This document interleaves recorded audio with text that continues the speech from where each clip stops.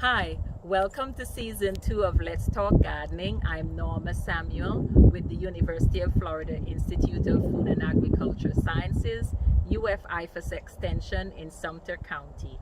Today, I will be talking with my husband Lesroy, and we will be showing you some of the cool season crops that we have in the garden, and hopefully we inspire you to.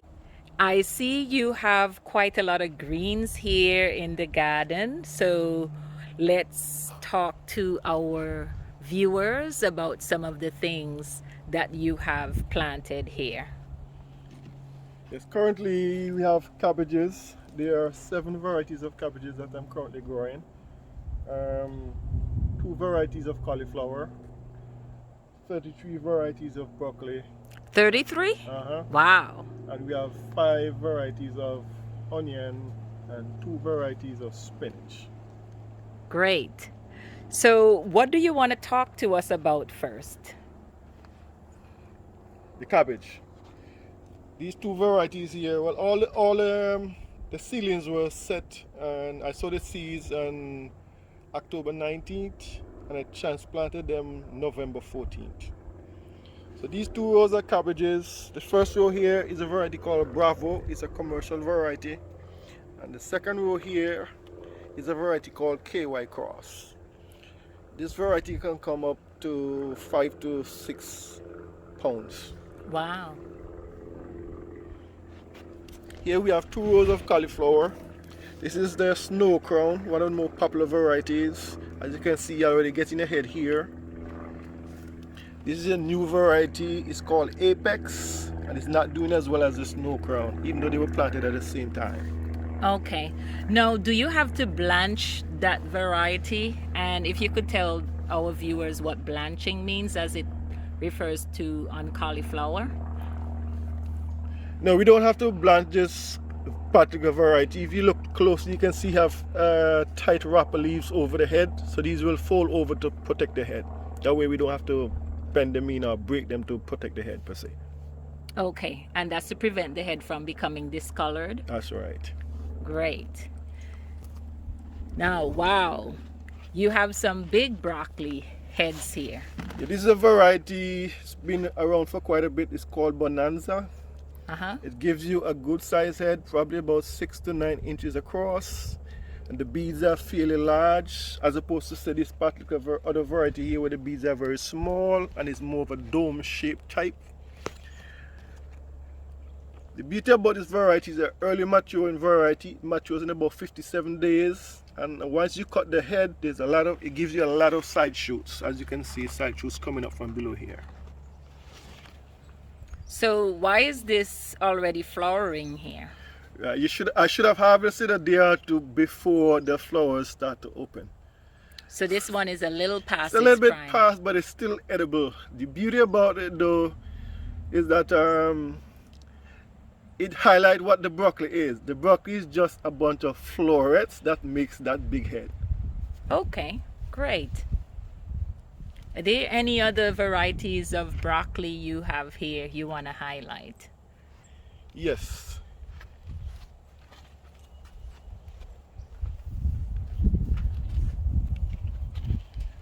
This is the newest variety to the collection. This is a new variety called Luna.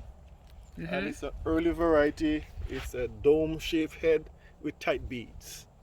And Okay. the heads are fairly high, erect above the plant, so it makes for easy harvesting. And it does produce a number of side shoots. If you can pan here, you can see the side shoots already coming through.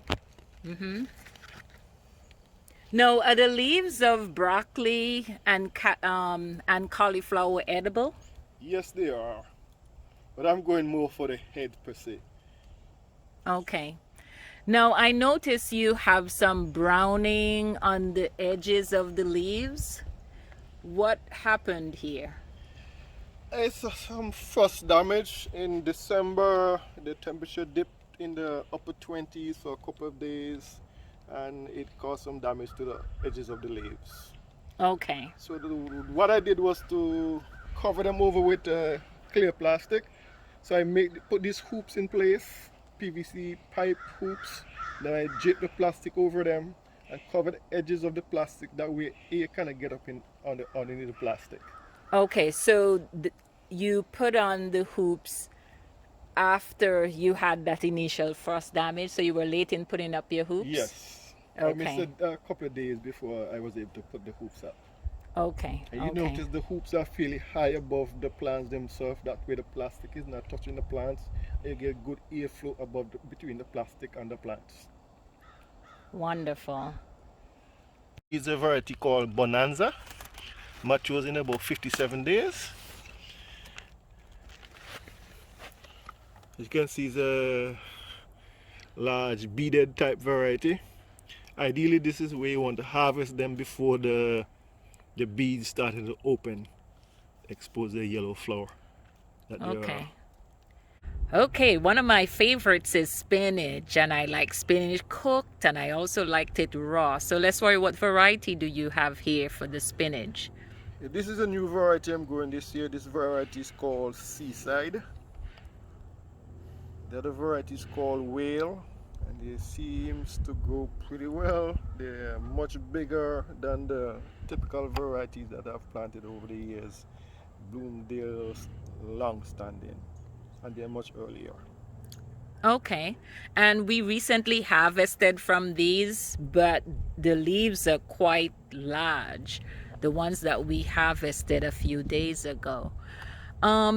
So how do you harvest these, Lesroy? Do you pull up the entire plant, or do you take off several leaves at a time? I would just snip a couple of leaves from each plant so that they can keep on growing. So I would cut it close to the base as possible. Wash them and have them in my salad. I eat them raw. Wonderful. Lesroy, I see you have a wonderful container of celery here. What can you tell us about growing celery? Again, celery is one of the other cool season crops. I'm not sure what the variety is. It's a selection that I got from the store.